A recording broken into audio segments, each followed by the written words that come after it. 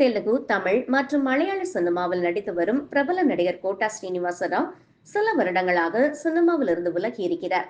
வித்தியாசமான குரல் அமைப்பை கொண்ட இவர் முகத்திலேயே வில்லத்தனத்தை காட்டி மிரட்டும் நடிகர்.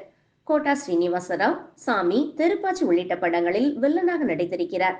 தயாரிப்பாளர் பந்த்லா கணேஷ் மூத்த நடிகர் கோட்டா ஸ்ரீனிவாச ராவை சந்திப்பின் போது ஒரு புகைப்படத்தை பகிர்ந்ததால் இணையமே ஒரு கணம் ஸ்தம்பித்தது.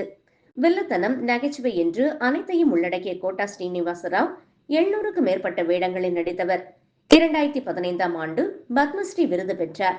கடைசியாக 2023இல் ஸ்வர்ண சுந்தரி படத்தில் நடித்தார். உடல்நிலை மோசமடைந்து ஒரு காலில் கட்டும், மற்றொரு காலில் விரல்கள் நீக்கப்பட்ட நிலையிலும் உடல் மெலிந்து கவலைக்கிடமாக காணப்படுகிறார். தெலுங்கு சினிமா வரலாற்றில் ஈடு செய்ய முடியாத அத்தியாயம் கோட்டா ஸ்ரீனிவாசன். கோட்டாவின் உடல்நிலை குறித்து கவலை தெரிவித்த ஏராளமான நெட்டிசன்கள் சமூக ஊடகங்களில் அவரது புகைப்படத்தை வைரலாக்கி வருகின்றனர். ரசிகர் ஒருவர் அவரை இப்படி ஒரு நிலையில் பார்ப்பது வேதனையாக இருக்கிறது.